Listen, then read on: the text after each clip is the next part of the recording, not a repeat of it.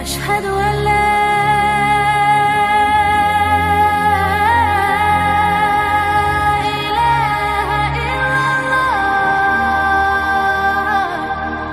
sosok yang sangat memusuhi Nabi sallallahu alaihi wasallam, dan ini akan terulang sampai hari ini, bahkan sampai hari kiamat dibangkitkan. Sampai-sampai Al-Quranul Karim menyebutkan sosok ini dan diturunkan satu surat secara sempurna. Bahkan surat yang sangat mudah dihafal, mulai daripada orang dewasa sampai anak-anak. Artinya sejarah ini akan terus terulang terbaca sampai hari ini, bahkan sampai kiamat dibangkitkan.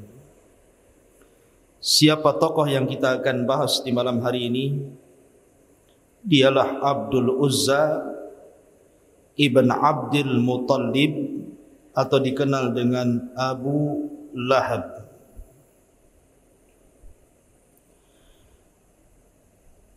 Anda harus bedakan antara Abu Lahab dengan Abu Jahal. Karena ada seorang syekh bercerita, ada seorang imam ketika membaca surah Tabbat, salah dia menyebutkan nama. Tabbat siada Abi Jahlin wa tab, katanya. Beda ya Abu Jahal dengan Abu Lahab.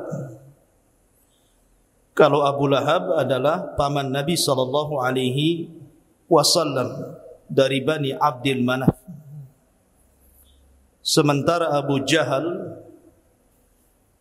bukan siapa-siapa Rasul, karena dia dari Bani Mahzum, tetapi sama-sama dari Quraisy.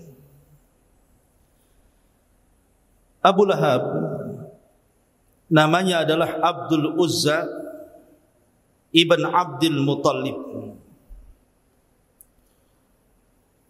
ibn Hashim, ibn Abdi Manaf, ibn Qusay, ibn Kilab, ibn Marrah, ibn Ka'ab, ibn Lu'ay, sampai kepada ibnu Ma'd ibn Adnan, dan terus sampai kepada Ismail alaihi salatu wassalam, putra Ibrahim alaihi salatu wassalam. Lah Abu Lahab sendiri dikaruniai anak-anak yang cukup banyak, ada 4 orang. Yang pertama namanya Utbah ibn Abi Lahab, yang kedua namanya Utaibah ibn Abi Lahab, yang ketiga namanya Mu'tab ibn Abi Lahab, dan yang terakhir Dzurrah bintu Abi Lahab. Ini semua putra-putra dan satu putri Abi Lahab yang disebutkan oleh ahli sejarah. Bicara tentang Abi Lahab, Abu Lahab itu kunyah dan bukan nama aslinya. Sebab tadi saya katakan bahwa nama aslinya adalah Abdul Uzza, sama dengan Abu Jahal, itu kunyah. Nama aslinya adalah Amr ibn Hisham, sama dengan Abu Bakar, itu kunyah. Nama aslinya Abdullah ibn Uthman ibn Kuhafa. Jadi terkadang orang itu dikenal dengan kunyahnya tapi tidak dikenal namanya. Seperti saya, Abu Humairah. Sebagian orang tidak tahu nama asli saya. Tetapi dalam Islam kunyah itu merupakan syaraf, merupakan keutamaan, bahkan sunnah hukumnya. Dan biasanya kunyah itu dinasabkan kepada putra terbesar dari orang yang memiliki putra tadi, atau mungkin putra yang paling saleh dari anak-anaknya, kemudian dikunyahnya kepada dia. Tetapi karena ini sunnah, terkadang orang yang tidak punya anak pun disunnahkan untuk memiliki kunyah. Contohnya Aisyah radhiyallahu anha. Aisyah radhiyallahu anha itu tidak punya keturunan, tapi orang-orang memanggilnya Ummu Abdillah.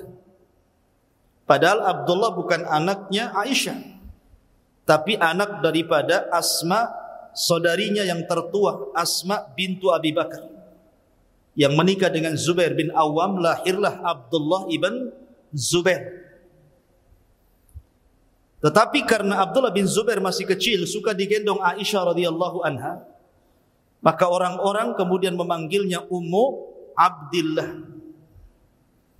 Padahal bukan nama anak Aisyah, karena Aisyah tidak punya anak. Tapi begitulah kunyah.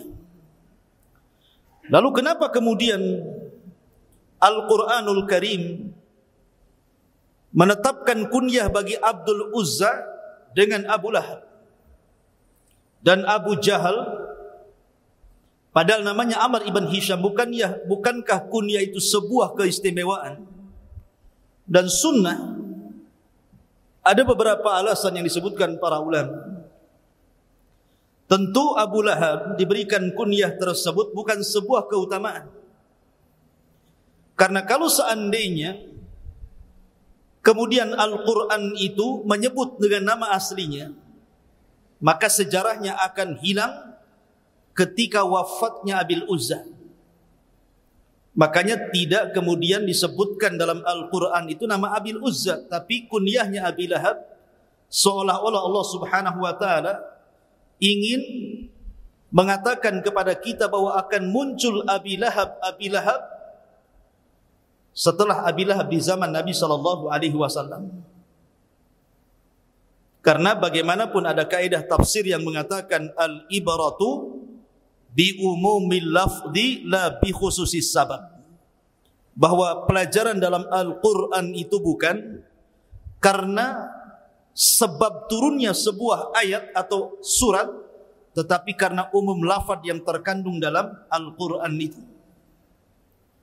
Ma'asyiral muslimin yang dimuliakan Allah Azza wa Jalla, atau karena nama asli Abu Lahab itu adalah nama musyrik. Abdul Uzza, hambanya Uzza. Dan Uzza itu salah satu patung yang disembah di zaman jahiliyah. Sebagaimana Allah mengatakan, afara'aitumul lata wal Uzza wa manata salisatal ukhra. Makanya Al-Quran tidak menghendaki nama kesyirikan dalam tata bahasa Quran. Makanya tidak disebut tabat siada Abil Uzza, tetapi tabat siada Abi Lahab, supaya tidak ada lafaz kesyirikan dalam Quran. Karena tidak boleh seseorang menasabkan kalimat hamba kecuali kepada Allah subhanahu wa ta'ala. Adapun kunyah Abu Jahal itu pemberian Nabi SAW. Karena bagaimanapun Abu Jahal itu adalah orang yang dikatakan Nabi SAW Fir'aunnya umat ini. Namanya kan Amr bin Hisham, dan orang-orang jahiliyah menyebutnya Abul Hakam, karena bijaknya kalau bicara Abu Jahal ini. Tapi karena dia menolak Islam dan tidak mendapatkan hidayah, makanya kemudian Rasul pun menggelari Amr bin Hisham dengan Abu Jahlin. Abu itu bapak, Jahal itu bodoh. Bodoh karena tidak menerima hidayah Allah subhanahu wa ta'ala. Ma'asyiral muslimin yang dimuliakan Allah Azza wa Jalla, di zaman Nabi SAW tidak ada satu keluarga yang sepakat memusuhi Nabi SAW melebihi keluarga Abu Lahab. Itu satu keluarga itu. Dari Abu Lahab, bapaknya, kemudian istrinya Arwa bintu Harbin atau kunyahnya Ummu Jamil, kemudian Utbah dan Utaibah juga ikut menyakiti Nabi SAW.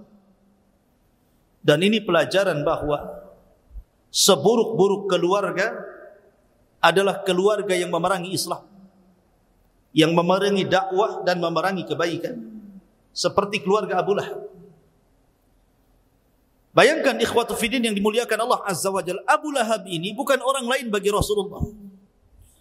Abu Lahab itu paman Rasul.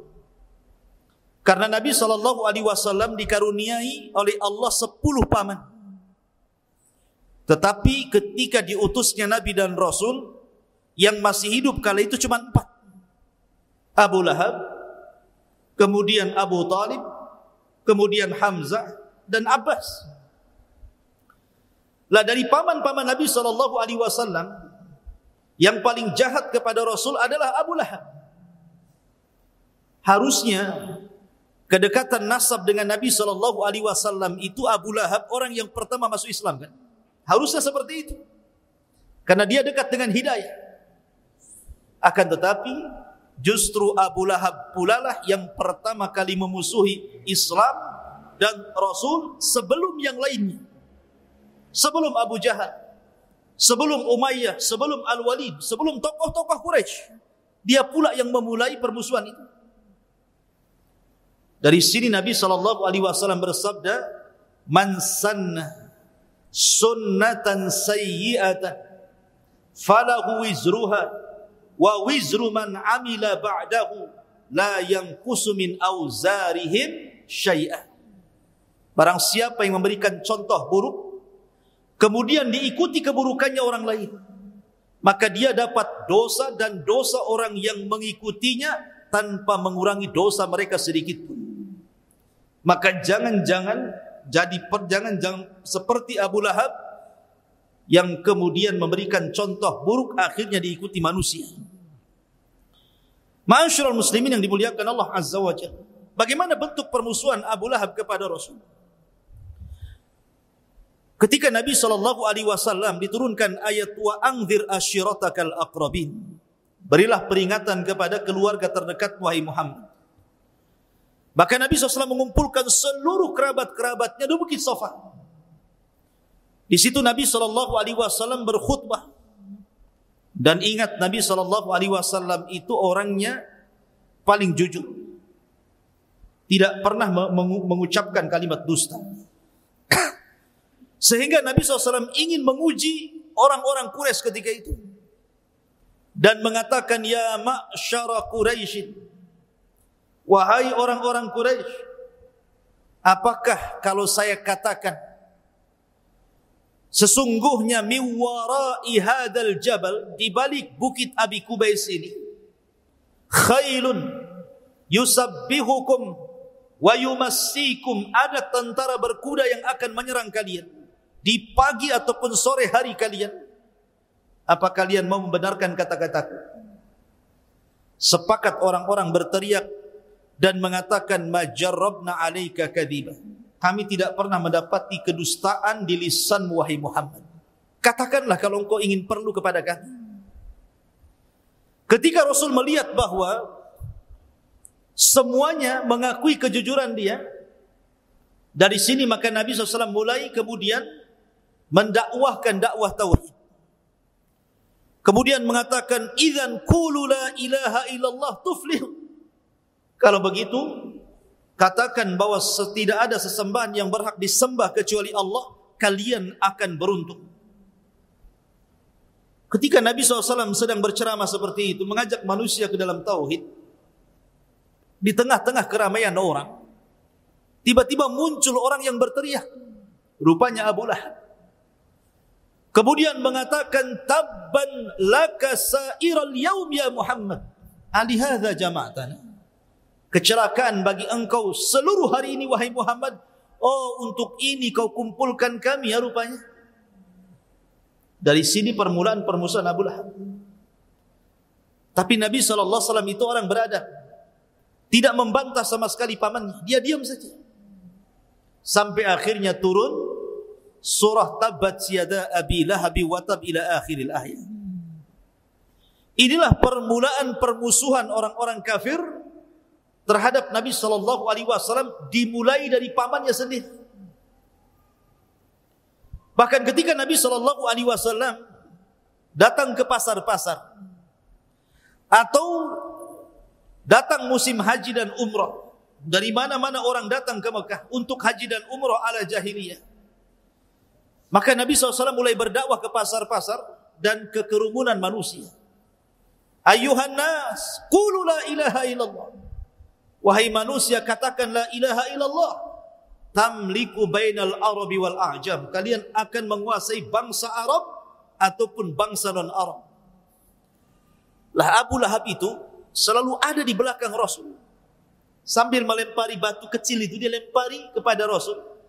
Kemudian mengatakan la tusaddiquhu fa innahu kadzib, fa innahu sahir.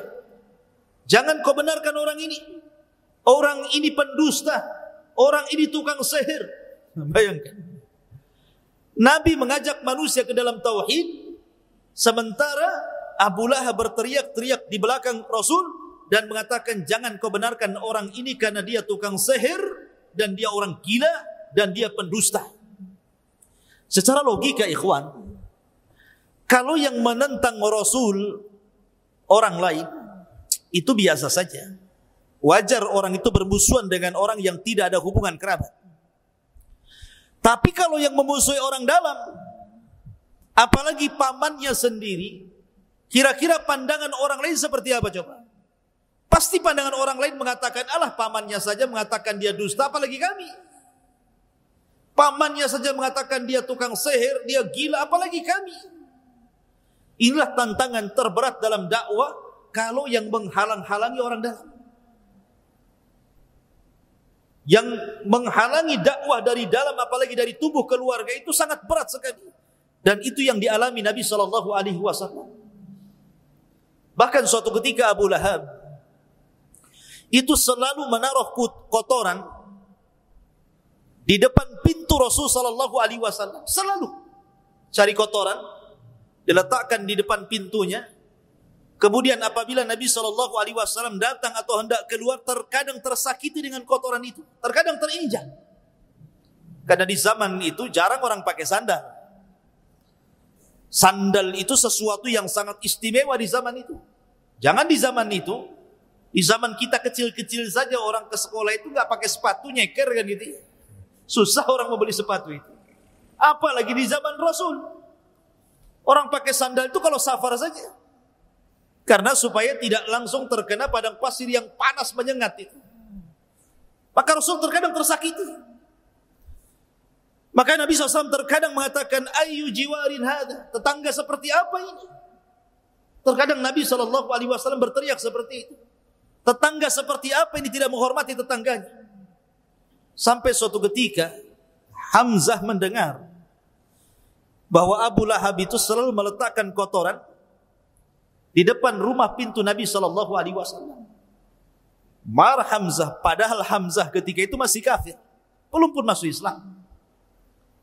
Tetapi adat seperti ini tidak baik, walaupun masa jahiliyah gitu, tidak menghormati tetangga. Datanglah Hamzah, diambilnya kotoran itu, dicarinya Abu Lahab. Setelah ketemu Abu Lahab, diletakkan di kepala Abu Lahab. Bayangkan.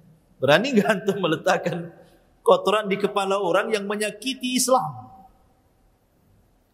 Akhirnya kemudian Abu Lahab mengatakan kepada Hamzah, sesungguhnya saudaraku ini majnun, gila. Kenapa?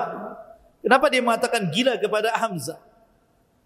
Karena Hamzah dan Abu Lahab ini sama-sama kafir, sama-sama penyembah berhala. Sementara Nabi SAW sudah beda keyakinan. Harusnya Hamzah dengan Abu Lahab ini klop, memusuhi Rasul karena sama keyakinannya, berbeda dengan Rasulullah. Tapi begitulah Hamzah berbeda maukifnya, walaupun sama-sama kafir. Abu Lahab kafir, dia pun kafir, tapi Hamzah punya akhlak. Dia punya akhlak. Makanya sebab itu pula Hamzah masuk Islam. Dan mengatakan kepada Abu Lahab, jangan kau ulangi ya Abu Lahab, karena sesungguhnya aku berada di atas agama Muhammad. Padahal dia belum masuk Islam tuh. Belum mengucapkan syahadat. Tapi dengan sebab itu Hamzah masuk Islam. Maka penting antum itu menampakkan akhlak. Akhlak itu yang menjadikan orang dapat hidayah. Terkadang orang itu tidak bicara tapi akhlaknya bagus. Maka banyak pujian mengalir kepada dia. Tapi ada orang yang rajin sholat, rajin puasa, rajin sedekah, tapi akhlaknya enggak bagus, lisannya enggak bagus gitu kan, malah dicela orang. Maka akhlak itu penting dalam Islam. Ma'asyiral muslimin yang dimuliakan Allah Azza wa Jalla. Lah, di antara permusuhan lain Abu Lahab. Abu Lahab itu kan punya anak namanya Utbah dan Utaibah. Subhanallah. Utbah dan Utaibah ini menikah dengan dua putri Nabi SAW. sebelum Rasul diangkat menjadi Nabi dan Rasul. Adapun Utbah menikah dengan Ruqayyah. Adapun Utaibah menikah dengan Ummu Kulsum dan dua-duanya putri Nabi SAW.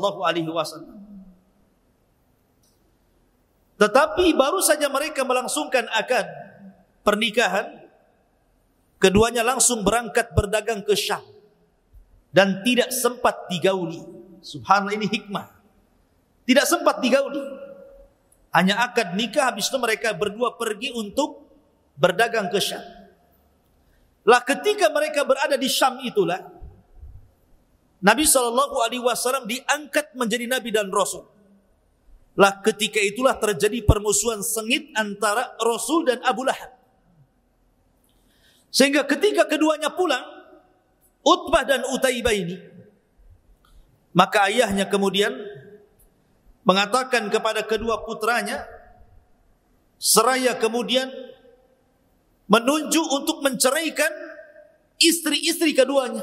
Inna ra'si wa ra'sikuma haramun.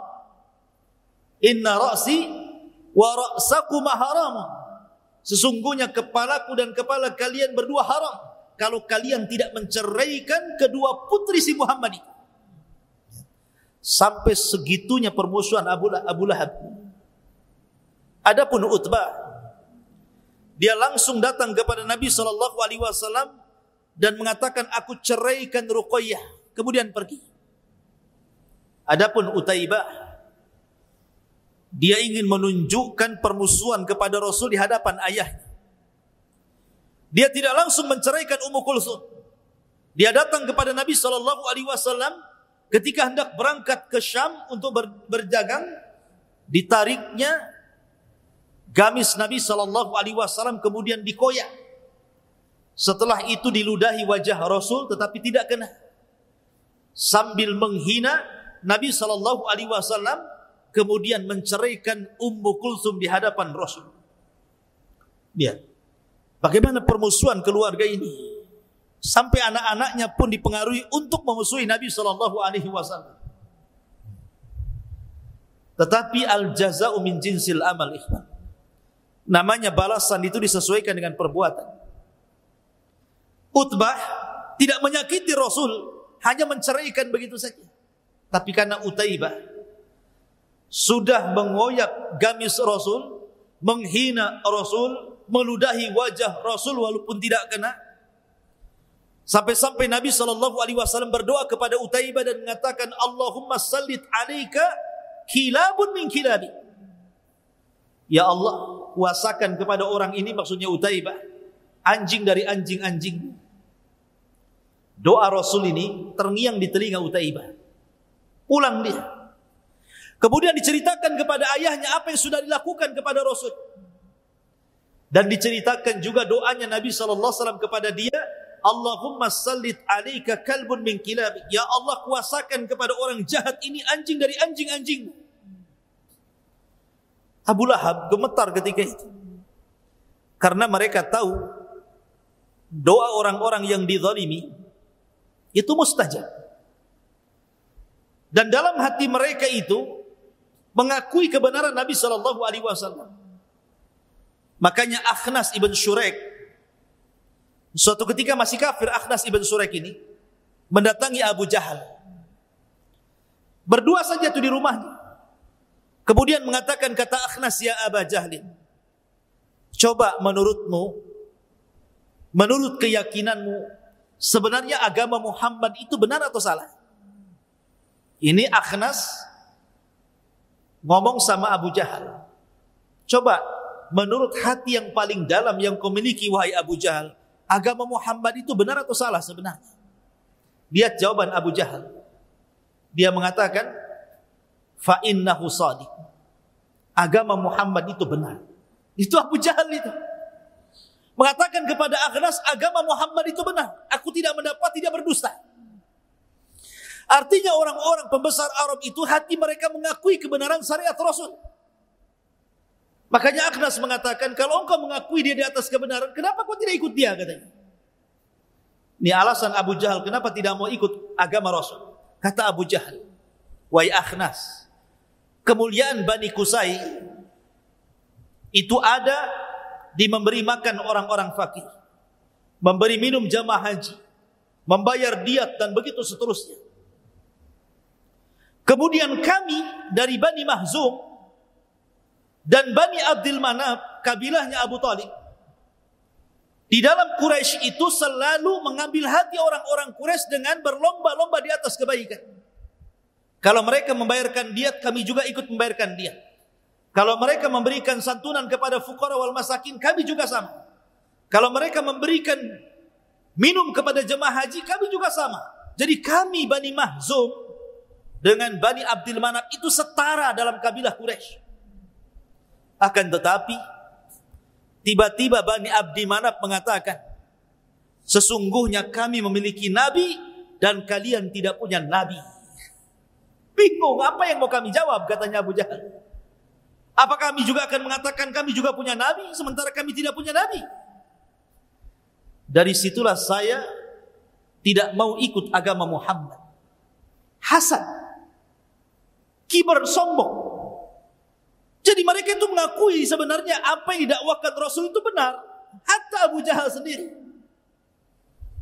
Tapi karena kesombongan, karena hasad mereka, akhirnya mereka memusuhi Rasul sallallahu alaihi wasallam. Lah Abu Lahab itu seperti itu juga. Ma'asyiral muslimin yang dimuliakan Allah Azza wa Jalla. Lah Abu Lahab ini ketika perang Badar, dia tidak ikut perang Badar. Maksudnya tidak ikut dalam pasukan Abu Jahal. Karena memang Abu Lahab itu terkenal pengecut. Dia bukan orang pemberani. Tetapi dia tetap ingin membela musuh Rasul. Dengan cara apa? Menyewa orang-orang untuk ikut terlibat dalam perang Badar. Dia memang tidak ikut, tapi dia sewa orang. Lihat bagaimana permusuhannya. Sampai menyewa orang untuk ikut terlibat dalam perang Badar memusuhi Nabi sallallahu alaihi wasallam. Seperti itulah Abu Lahab permusuhannya dengan Nabi sallallahu alaihi wasallam. Belum lagi istrinya Ummu Jamil, Arwa bintu Harbin. Ummu Jamil ini bukan orang biasa. Dia wanita yang sangat istimewa di tengah-tengah Quraisy. Bagaimanapun dia keturunan orang hebat karena dia saudari daripada Abi Sufyan. Abu Sufyan ibn Harb punya saudari namanya Arwa bintu Harbin, menikah dengan Abu Lahab. Karena Abu Lahab itu dari sekian paman Rasul yang paling kaya itu Abu Lahab, kemudian yang paling ganteng. Orangnya tampan Abu Lahab itu. Makanya orang Arab ketika mengatakan kepada orang yang tampan itu dengan sebutan lahab, cahaya, bercahaya. Karena tampannya Abu Lahab, kemudian orang kaya, wajar mendapatkan istri dari turunan bangsawan Arwa bintu Harbi. Tetapi betul kata Allah Subhanahu wa taala, innal insana la yatgha an ra'ahu istaghna. Manusia itu mudah melampaui batas kalau Allah berikan kekayaan banyak kepada dia. Lah Ummu Jamil ini tidak kalah hebatnya permusuhan dengan Nabi sallallahu alaihi wasallam. Sampai-sampai Al-Qur'an sendiri mengatakan hammalatal hatab. Jadi setiap hari dia membuat isu tentang Nabi sallallahu alaihi wasallam. Membuat habar-habar hoax tentang Nabi sallallahu alaihi wasallam di tengah-tengah wanita-wanita Quraisy. Dan kalau sudah mak-mak nyebarkan hoax itu beda dengan laki-laki nyebar hoax. Itu cepat itu. Ya. Karena mulutnya perempuan itu lebih panjang kan dibandingkan jilbabnya. Ya. Jadi kalau dia mau fitnah itu luar biasa. Bukan hanya dengan lisannya tapi juga dengan dananya. Dengan kalung-kalungnya dia jual, kemudian dananya itu untuk membayar orang untuk memfitnah Rasul. Mengadu domba Rasul. Terkadang menyuruh orang meletakkan duri di tempat jalan Nabi SAW pulang ke rumah. Dan sekali lagi di zaman itu jarang pakai sandal. Jadi kalau diletakkan duri mudah keinjak. Begitu cara menyakiti Nabi SAW. Bahkan suatu ketika Ummu Jamil ini pegang batu, mau menumbuk dengan batu itu wajah Nabi SAW. Dicarinya Rasul. Rupanya Nabi SAW sedang bersandar di kiswah Ka'bah dengan Abu Bakar. Ketika dari kejauhan Abu Bakar melihat Arwah bintu Harbin dan mengatakan, ya Rasulullah, kayaknya wanita ini sedang marah, sebaiknya kau pergi. Tapi Rasul tidak mau pergi dan mengatakan, tenang saja, biarkan dia datang. Datang Arwah bintu Harbin. Allah takdirkan kedua matanya tidak melihat Rasul. Itu mukjizat, Rasul tidak bisa kelihatan oleh Ummu Jamil, padahal di hadapannya yang kelihatan cuma Abu Bakar saja. Kemudian kata Arwah bintu Harbin, ya Aba Bakrin, aina sahibuk? Di mana kawanmu si Muhammad itu? Abu Bakar heran, ada di sampingnya kok, nanya di mana saudaranya. Tetapi Rasul hanya mengisyaratkan dengan matanya, layani saja. Kata Abu Bakar, kenapa kau mencari saudaraku Muhammad? Kata Arwah bintu Harbin, qad balagani annahu yahjuni. Telah sampai berita kepadaku dia telah mengejek diriku. Lau ra'aituhu la ramaituhu bihadal hajara fi. Kalau aku lihat dia, aku lempar batu yang ada di tanganku ke kepalanya. Bayangkan. Kemudian dia membacakan syair, mudhammaman abaina wa amrahu asaina wa dinahu qalaina. Mudhammam, orang yang tercela, kami tidak mau untuk mengikutinya. Wa amrahu asaina, seluruh perintahnya kami bermaksiat. Wa dinahu qalaina, dan semua agamanya kami berlepas diri. Kemudian dia pergi sambil gerutu. Rasulullah di depan tapi tidak melihat. Lihat apa kata Rasul kepada Abu Bakar, a'mallahu basaraha. Allah butakan kedua matanya sehingga dia tidak bisa melihat. Dari sini ma'asyiral muslimin yang dimuliakan Allah Azza wa Jalla, demikian dahsyatnya permusuhan Abu Lahab. Baik Abu Lahab, baik istrinya, baik anak-anaknya ikut campur untuk memerangi Nabi SAW. Pantaslah kalau seandainya Allah Subhanahu wa taala akhirnya menurunkan surat khusus untuk bicara tentang Abu Lahab. Kita sedikit membahas tentang surat yang turun kepada Abi Lahab. Allah Subhanahu wa taala berfirman, tabbat yada Abi Lahab wa tab. Celaka kedua tangan Abi Lahab. Wa tab, dan pasti celaka. Subhanallah. Keajaiban bahasa Quran. Tabba, kalaupun dibalik batta, tabbat itu diambil dari tabbah. Coba kita balik ba duluan, batta. Dua-duanya artinya sama, celaka. Antum mau ngomong tabba ataupun batta itu sama dalam bahasa Arab artinya. Celaka dua-duanya. Kecelakaan bagi yada Abi Lahab, kedua tangan, maksudnya kedua tangan di sini karena yang paling banyak melakukan pergerakan itu tangan. Artinya usaha Abi Lahab dan pasti binasa. Celaka seluruh usaha Abi Lahab dan pasti binasa. Di sini Allah Subhanahu wa taala sekali lagi saya katakan tidak menyebut nama aslinya. Harusnya Tabbat yada Abil Uzza wa tab. Harusnya kan seperti itu, karena nama aslinya bukan Abi Lahab, Abil Uzza. Kenapa kemudian kunyahnya yang disebutkan di sini? Ada beberapa perkara yang tadi saya sudah sebutkan. Satu, karena Abil Uzza itu nama kesyirikan. Dan Allah tidak hendak meletakkan nama kesyirikan dalam Al-Quran. Maka tidak disebut nama Abil Uzza, tapi kunyahnya Abi Lahab. Yang kedua, disebut Abi Lahab tidak Abil Uzza. Kalau seandainya Allah mengatakan tabat yada Abil Uzza, berarti dengan meninggalnya Abil Uzza selesailah kisah ceritanya sampai di sini. Tetapi ketika Allah tidak menyebutkan nama aslinya, malah menyebutkan nama kunyahnya, maka akan datang Abi Lahab Abi Lahab sampai hari ini, bahkan sampai kiamat dibangkitkan. Akan datang Abi Lahab yang banyak. Dan Abi Lahab itu simbol orang yang memusuhi Islam. Lihat hari ini, betapa banyak Abi Lahab yang nongkrong di hadapan medsos itu, yang menulis untuk menghina Islam, merendahkan Islam, menghina Rasul, menghina Al-Quran. Itu semua Abu Lahab. Mereka Abu Lahab. Lihat bagaimana orang merobohkan Islam ini terkadang mulai dari perkara kecil sampai besar.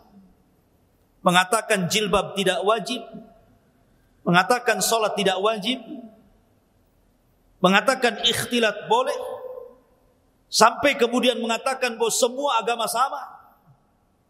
Ini siapa yang bicara seperti ini kalau bukan Abu Lahab? Makanya ketika kemudian Allah mengatakan tabat yada Abi Lahab, akan muncul Abi Lahab sepanjang zaman, karena Abi Lahab itu simbol orang-orang yang tidak suka dengan Islam dan memerangi Islam. Maka jangan seperti Abi Lahab. Tabat yada Abi Lahab wa tab. Ma aghna anhu maluhu wa ma kasab. Tidak akan manfaat bagi Abi Lahab itu seluruh hartanya, bahkan seluruh apa yang diusahakannya, termasuk keturunan. Karena Abi Lahab ketika turunnya ayat ini, dia kumpulkan orang-orang Quraisy. Kemudian dia mengatakan, in kana ma qala Muhammadun lasadiq. Kalau yang dikatakan Muhammad itu benar, saya selana naron dzata lahab, aku akan dimasukkan ke dalam api yang menyala-nyala. Aku ini orang kaya, kata Abu Lahab. Anakku sukses, Utbah, Utaibah, Mu'tab, semua sukses anakku. Tidak ada anakku yang terlantar. Aku bisa tebus dengan harta dan anak-anakku, kata. Tapi Allah Subhanahu wa taala katakan ma agna anhu maluhu wa ma kasab. Mau hartanya, mau anak-anaknya, enggak akan manfaat lagi ketika sudah berhadapan dengan Allah Azza wa Jalla. Enggak ada manfaatnya. Makanya Allah mengatakan, yaumul la yanfa'u malun wala banun illa man atallaha biqalbin salim. Pada hari di mana harta dan anak-anak enggak ada sama sekali yang bisa menolong, kecuali orang yang datang kepada Allah dengan membawa hati yang selamat. Jadi apalah hartanya? Makanya Umar bin Abdul Aziz, khalifah yang sangat adil, sebelum wafatnya dia minta diantar ke kuburan.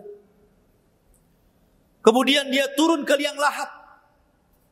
Kemudian dia mengatakan, ma aghna anni maliyah, halaka anni sultaniyah.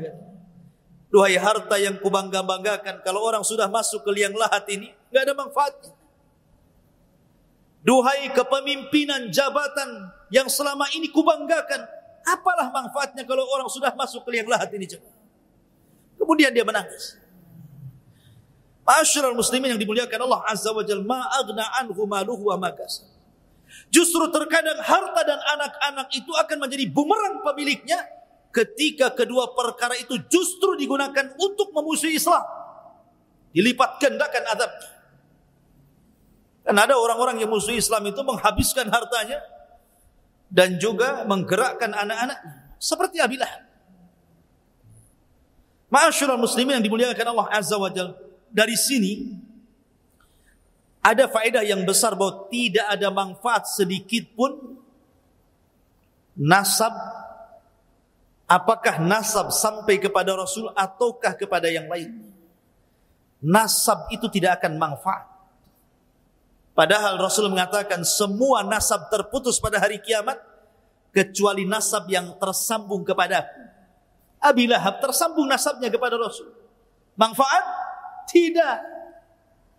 Tidak ada manfaat kedekatan Abi Lahab dengan Rasul. Sama sekali. Padahal ikhwan, Nabi SAW kan punya paman 4. Hamzah, Abbas, Abi Lahab, Abu Talib. Okelah Hamzah dan Abbas ini masuk Islam, kita tidak akan bicara. Tapi Abu Talib itu mati kafir. Abu Lahab mati kafir, sama-sama kafirnya. Tetapi satupun Al-Quran dari surah Al-Fatihah sampai Qul a'udzu birabbin nas, tidak ada satupun ayat ataupun surat yang mencela Abu Thalib. Mana ada? Coba Anda cek Al-Quran. Tidak ada satupun ayat yang mencela Abu Thalib. Tidak ada. Bahkan Abu Thalib mendapatkan syafaat khusus bagi Rasul. Dia diringankan azabnya walaupun tidak bisa keluar dari neraka selamanya. Tapi diringankan azabnya. Dia hanya sampai ke tumit mata kakinya, nerakanya, tapi cukup mendidihkan kepalanya, kata Rasul.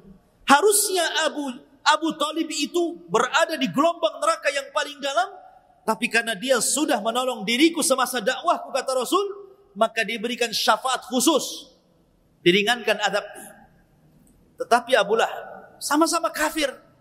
Abu Thalib mati kafir, Abu Lahab mati kafir. Tapi lihat, Allah Subhanahu wa taala turunkan ayat Tabbat yada Abi Lahab dengan surat yang sangat pendek dan tidak disisipkan di surat yang panjang. Kan bisa saja surah Al-Lahab ini disisipkan di tengah-tengah surah Al-Baqarah, disisipkan di tengah-tengah surah Al-Imran, disisipkan di tengah-tengah surah An-Nisa, disisipkan di tengah-tengah surah Al-A'raf, kan bisa saja. Kenapa kemudian dipisahkan? Satu surat yang sangat pendek, pendek sekali, sampai anak kecil bisa menghafalnya. Menunjukkan bahwa balasan itu disesuaikan dengan usahanya. Karena dia orang yang pertama memusuhi Rasul, melibatkan seluruh keluarga dan hartanya untuk memusuhi Rasul, maka seolah-olah ayat ini menjadi doa bagi Abi Lahab. Sampai hari ini bahkan kiamat dibangkitkan, semua orang membacanya. Sampai anak-anak pun bisa membacanya. Sampai orang yang hafalannya tidak punya, kalau jadi imam tabat aja paling yang bisa itu. Lihat, ngeri dia Abu Lahab. Dibuatkan surat pendek sehingga orang mudah ngapal. Seolah-olah doa bagi dia, semua akan diingat tuh kenangan Abi Lahab itu. Masyarul muslimin yang dimuliakan Allah Azza wa Jalla. Intinya hubungan nasab itu tidak akan manfaat walaupun nasabnya sampai kepada Rasul, kalau dia justru memerangi agama Nabi Sallallahu Alaihi Wasallam. Mau anda Habib, mau anda bukan Habib, yang menentukan kemuliaan bukan nasab anda kepada Rasul, tapi ketakwaan anda kepada Allah Subhanahu Wa Taala. Ma'asyiral muslimin yang dimuliakan Allah Azza wa Jalla. Kemudian Allah mengatakan, sayasla naran dzata lahab. Abi Lahab ini akan dimasukkan ke dalam neraka dzata lahab yang menyala-nyala. Lihat bahasa Quran. Allah tidak mengatakan sayasla nara jahannam, umpamanya seperti itu. Allah masukkan ke neraka jahannam, tidak. Tapi Allah mengatakan dzata lahab. Apinya yang disebut menunjukkan, kata para ulama, aswa adzabillah, seburuk-buruknya azab Allah yang akan menimpa Abu Lahab. Bahwa Abu Lahab itu bukan hanya sekedar didekatkan dengan api neraka, tapi akan dibakar langsung, kemudian langsung gosong, langsung jadi abu, baru kemudian dikembalikan menjadi Abu Lahab kembali dan dibakar kembali. Sampai-sampai bahasa Quran seperti itu. Saking kerasnya azab Allah kepada Abi Lahab. Kemudian Allah mengatakan wa ra'atuhu. Subhanallah. Allah tidak memfathahkan tak tetapi mendomahkan. Allah tidak mengatakan wa mra'atahu, tapi Allah mengatakan wa mra'atuhu. Pakai dhammah, tidak pakai fathah. Kenapa? Kalau dia pakai fathah berarti jumlah baru. Berarti kisah Abu Lahab sampai sayasla naran dzata lahab selesai sampai di sini. Kemudian ada jumlah yang baru bercerita tentang istrinya. Itu kalau di fathah. Tapi kalau di dhammah berarti cerita istrinya masih nyambung dengan cerita sebelumnya. Diatofkan. Pakai wawu atof wa mar'atuhu. Menunjukkan bahwa istrinya pun akan mengalami adab yang sama yang akan ditimpakan kepada Abi Lahab. Apa yang Allah timpakan dari azab Allah kepada Abi Lahab juga menimpa kepada istrinya, gitu maksudnya. Sampai detailnya bahasa Quran seperti ini. Allah tidak memfathah wa mra'atahu, tapi wa mra'atu dimaktufkan bahasanya. Diatofkan gitu. Disambungkan dengan kalimat sebelumnya. Dan kenapa? Bukankah Arwa bintu Harbin itu istrinya Abu Lahab? Dan bahasa Quran istri itu pakai zaujatun. Kan itu ya, istri itu zaujatun. Kalau imro'ah itu wanita biasa. Harusnya bahasa Quran itu wa zaujatuhu. Kan itu ya. Hammalatal hatab. Tapi kenapa Allah mengatakan wa mra'atuhu dan wanita Abi Lahab, bukan menggunakan kalimat dan istrinya Abi Lahab? Ini Al-Quran ya. Beda zauja dengan imro'ah. Kata para ulama, lihat ketika Allah mengibarahkan istri Lut, istri Nuh, istri Fir'aun, semua menggunakan kalimat imro'ah. Wa daraballahu masalan lilladzina kafaru ra'ata Nuhin wa imra'ata Lut. Kenapa Nuh seorang nabi, Lut seorang nabi tidak menggunakan zaujah tapi menggunakan imro'ah? Karena dalam keluarga Nuh dan Lut itu tidak ada kedamaian. Tidak ada kedamaian. Karena kedua wanita Lut dan juga Nuh ini berkhianat kepada suaminya. Fakhanatahuma. Makanya Allah mengatakan wa qila dkhulan nar ma'ad dakhilin. Allah masukkan kedua wanita ini ke dalam neraka. Sama di sini juga wa mara'atuhu hammalatal hatab. Seolah-olah Allah ingin mengatakan bahwa Abu Lahab dengan istrinya ini tidak akur di dalam rumah tangganya. Banyak cekcok. Dan cekcoknya istrinya Abu Lahab dengan Abu Lahab itu lebih besar di dalam rumah tangga dibandingkan di luar rumahnya. Jadi mereka itu selalu tidak damai, tidak tenang, suka cekcok. Mereka hanya sepakat itu kalau memusuhi Nabi saja. Oh gitu. Jadi itu bahasa Quran seperti itu. Sebab kalau sudah cekcok di dalam rumah, pasti akan buruk keluar rumah. Coba saja. Antum bermasalah dengan istri kan? Marah dengan istri. Kadang-kadang kemarahannya ini terbawa keluar rumah kan? Kenapa lah kau emosi hari ini? Tak ada lah, padahal lagi emosi di rumah kan gitu. Itu terbawa tuh biasanya seperti itu.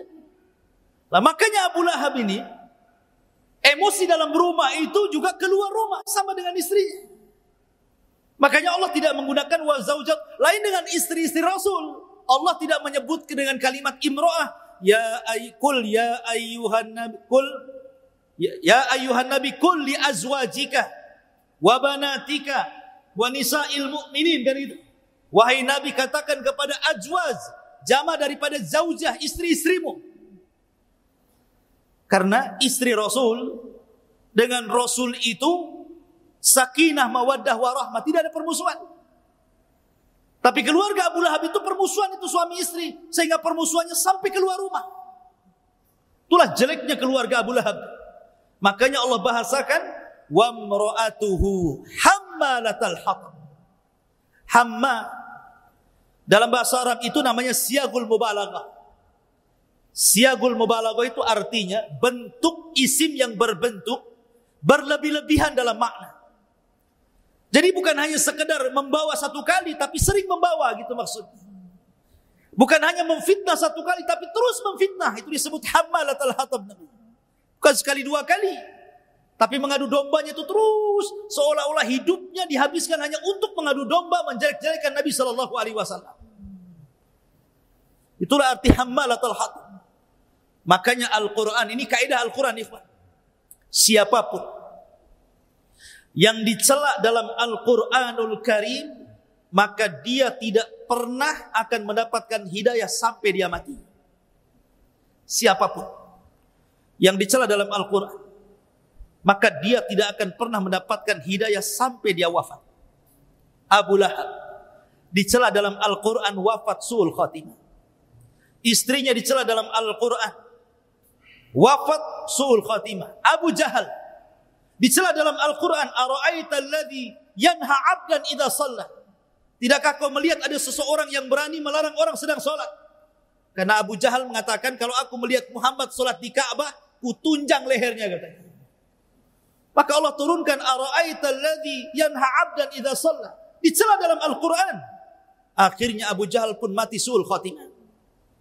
Al-Walid ibn Mughirah diturunkan dalam surah Al-Mudaththir. Darni wa man khalaqtu wahida wa ja'altuhu malan ma'duda wa banina syuhuda, sampai akhir surah Al-Mudaththir. Turun kepada Al-Walid ibn Mughirah. Al-Walid ibn Mughirah mati su'ul khatimah. Siapapun yang dicela dalam Al-Quran tidak akan selamat. Tapi orang-orang yang tidak dicela dalam Al-Quran, Abu Sufyan, kurang apa musuhannya dengan Rasul? Dia yang memimpin perang Uhud dan memimpin orang-orang musyrik sehingga banyak para sahabat terbunuh, tapi Quran tidak mencela Abu Sufyan. Makanya dia dapat hidayah, masuk Islam ketika Fatu Mekah. Ma'asyiral muslimin yang dimuliakan Allah Azza wa Jalla. Kemudian Allah mengatakan, fi jidihahab lum mim masad. Maka di lehernya akan diletakkan sabut dari api Jahannam. Sering saya ulang, al-jaza min jinsil amal. Balasan itu sesuai dengan usahanya. Karena Ummu Jamil ketika di dunia, dia ambil kalungnya, dia ambil gelangnya, dia jual. Kemudian uangnya untuk memusuhi Rasul. Maka kalung itu kelak akan jadi api di neraka Jahannam, kemudian akan melilit lehernya. Begitulah Allah Subhanahu wa taala menyiksa orang-orang yang memusuhi dia. Ma'asyiral muslimin yang dimuliakan Allah Azza wa Jalla. Maka di sini kalau kita melihat keluarga Abu Lahab dalam kehidupan manusia, Allah sudah contohkan kan banyak keluarga kan. Antum baca surah Tahrim, di situ ada macam-macam keluarga. Ada keluarga itu yang suaminya soleh, suaminya baik, tapi istrinya kurang ajar, berkhianat dan kufur. Seperti keluarga Nuh dan keluarga Lut. Yang kedua, ada yang terbalik. Istrinya baik sekali, solehah, tapi suaminya kufur, suaminya bengis dan jahat. Keluarga Fir'aun. Istrinya ahli jannah, keluarganya Fir'aun itu istrinya penduduk surga. Satu di antara 4 wanita terbaik dunia, Asyah bintu Muzahib. Tapi suaminya makhluk yang paling buruk yang ada di permukaan bumi, Fir'aun laknatullah. Yang ketiga, ada keluarga itu yang dua-duanya tidak soleh dan soleh. Seperti keluarga Abu Lahab. Suaminya seperti itu, istrinya juga seperti itu. Sama-sama tidak suka dengan agama, tidak suka dengan dakwah, tidak suka dengan tauhid. Yang ketiga, yang keempat, ada keluarga yang dua-duanya mencintai Allah. Itulah keluarga Nabi sallallahu alaihi wasallam. Makanya tidak ada keluarga yang layak dicontoh melebihi keluarga Nabi sallallahu alaihi wasallam. Laqad kana lakum fi Rasulillahi uswatun hasanah. Sungguh ada pada jati diri Rasul itu suri toladan yang indah bagi kita, termasuk saat berkeluarga Nabi sallallahu alaihi wasallam. Jangan seperti Abi Lahab. Ya. Jangan seperti Abi Lahab, ini suami istri kompak masalahnya, memusuhi Islam. Ma'asyiral muslimin yang dimuliakan, makanya Abu Lahab diberikan azab oleh Allah di dunia sebelum akhirat. Suatu ketika Abi Lahab ini sedang menunggu kabar tentang kemenangan di Badar. Karena kan dia tidak ikut Badar. Dia pengecut, nyewa orang. Dia menunggu, menangkah kalah begitu saja. Tiba-tiba dari kejauhan datang Abi Sufyan dengan ketakutan, dengan beberapa orang yang lari dari orang-orang musyrik karena kekalahan di Badar. Kemudian Abu Sufyan menceritakan di hadapan Abu Lahab, kita kalah wahai Abu Lahab. Aku heran, kenapa tentara si Muhammad itu banyak sekali ditolong oleh tentara berkuda, semua berwarna putih, dengan berjubah putih, di tangannya ada pedang terhunus. Sampai kami lari tunggang langgang. Di samping Abu Lahab ini ada budaknya Abbas, namanya Fadl. Ada budaknya Abbas. Dia orang yang beriman dan menyembunyikan keimanannya tiba-tiba refleks ngomong, itulah malaikat yang menolong Muhammad. Marah Abu Lahab ini. Dipentungnya itu budaknya si Abbas itu seolah-olah apa? Membela Rasulullah. Akhirnya karena terlukalah budaknya Abbas ini pulang. Kemudian lapor kepada istrinya Abbas, Ummu Fadl. Marah Ummu Fadl ini. Dia ambil pentungan, dicarinya Abu Lahab. Kenapa kau sakiti budakku ya Abu Lahab? Dipentung kepalanya. Akhirnya pecah kepalanya sini. Sama Ummu Fadl, istri daripada Abbas itu. Kenapa kau pukul budakku? Sebab lukanya itulah Abu Lahab meninggal dunia. Ada juga yang mengatakan bahwa Abu Lahab itu terkena penyakit namanya adas. Penyakit yang parah. Luka yang parah. Jadi ketika kemudian dia hendak safar di tengah jalan, kumat penyakit itu, kemudian meninggal. Dan tidak diketahui jasadnya kecuali setelah 3 hari. Bayangkan jasad 3 hari tidak diketahui busuk tidak? Busuk. Manusia pun tahu ini jasadnya siapa ini? Jasadnya Abu Lahab. Sampai anak-anaknya tidak berani mendekati Abu Lahab karena busuknya. Tapi orang-orang mengatakan kepada anak-anaknya, kalian tega kepada bapak-bapak kalian. Kuburkan ayah kalian ini. Tapi mereka tidak mau. Terpaksalah akhirnya dikubur di mana dia meninggal. Tidak digalikan kuburan, langsung dilempari batu. Kayak orang dirajam, dilempari batu sampai numpuk. Itulah kuburannya Abu Lahab. Subhanallah. Allah hinakan. Termasuk putranya juga Utaibah. Yang sudah meludahi Rasul, mengoyak gamis Rasul. Ketika dia hendak berangkat ke Syam, Abu Lahab ini terngiang dengan doanya Rasul, sehingga dia mengatakan kepada kawan-kawannya, jaga putraku ini. Jaga putraku ini. Sebenarnya Abu Lahab itu yakin dengan doanya Rasulullah. Suruh minta ke kawan-kawan dagangnya, tolong jaga putraku ini. Karena aku mendengar Muhammad mendoakan seperti ini. Berangkatlah mereka ke Syam. Ketika sudah sampai di perbatasan Syam, di tempat namanya Bani Zuraik, orang-orang ini sedang tidur di bawah pohon sambil istirahat. Ketika terbangun, tiba-tiba ada asad, ada harimau, ada singa di hadapannya, singa padang pasir. Tiba-tiba yang diserang pertama adalah Utaibah. Langsung diserang lehernya, kemudian dipisahkan leher dari badannya. Ketika itu singa itu menggigit lehernya, dia sempat berteriak, qatalani Muhammad katanya. Muhammad sedang membunuhku. Muhammad di mana? Dia di mana? Dia ada di Syam, Rasul ada di Madinah. Tapi dia mengatakan qatalani Muhammad. Muhammad sedang membunuhku, Muhammad sedang membunuh. Sampai akhirnya meninggal, terpisah kepala dari badannya.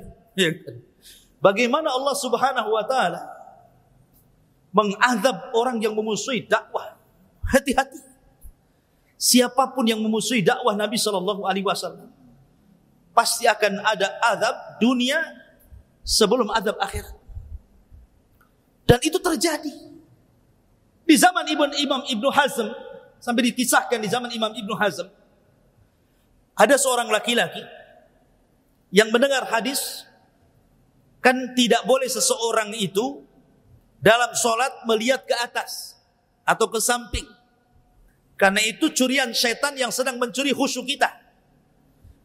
Ya.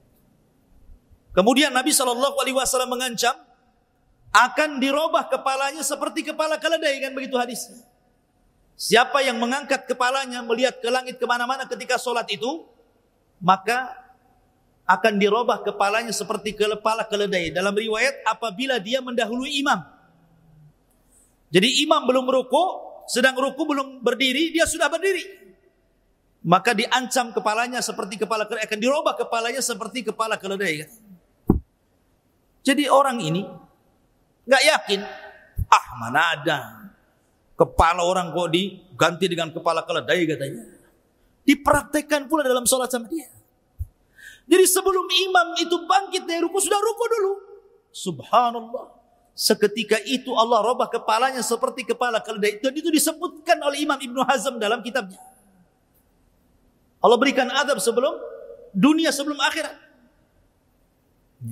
Bahkan di zaman salaf ada orang yang menghina hadis Rasulullah SAW mengatakan, "Idza staiqadha ahadukum min naumihi," apabila seseorang bangun dari tidur malamnya, hendaklah dicuci falyaghsil yadayhi thalatha marrat. Hendaklah cuci tangannya 3 kali. Fa inna ahadakum la yadri aina batat yadah. Karena seseorang tidak tahu ketika tidur malam itu tangannya di mana, nginap di mana enggak tahu. Nginap di belakang kan, nginap di depan kan enggak tahu kan itu. Antum tidur, tangan antum malah di mana kan enggak tahu. Nyelip-nyelip di mana kan enggak tahu. Makanya setelah bangun tidur cuci dulu. Jangan langsung main ambil nasi, sahur gitu. Nanti enggak jelas isi tangannya. Tiba-tiba ada seorang laki-laki mengatakan, "Ana adri aina batat yadi." Saya tahu di mana tangan saya menginap. Kurang ajar tidak? Rasul yang mengatakan tidak tahu, dia mengatakan tahu pula kan begitu ya. Kurang ajar hadis Nabi. Akhirnya dihukum orang ini. Ketika keesokan harinya dia tertidur, tiba-tiba Allah masukkan tangannya satu hasta ke dalam duburnya. Satu hasta itu dari sini ke sini loh Pak. Masuk ke liang dubur. Ketika dia bangun dia kaget tangannya ada di dalam dubur itu. Sekarang baru tahu kan di mana tangannya menginap. Subhanallah. Karena ini menghina sunnah Nabi. Bahkan di zaman Nabi juga ada. Ada orang makan pakai tangan kiri. Kata Rasul, "Kul biyaminik," makan dengan tangan kananmu. Dia mengatakan, "La astati," saya enggak bisa. Belum dicoba sudah bilang enggak bisa. Di depan Nabi lagi. Maka Rasul marah dan mengatakan, "Mastata'ta abadan." Idzan mastata'ta abadan. Kalau gitu kau tidak akan mampu mengangkat tanganmu selamanya katanya. Akhirnya dua-duanya enggak bisa ngangkat gitu. Mau makan susah coba. Maka hati-hati dalam mencela sunnah. Maka lihat azabnya Abu Lahab ini pelajaran besar bagi kita. Jangan sampai menjadi keluarga seperti keluarga Abi Lahab.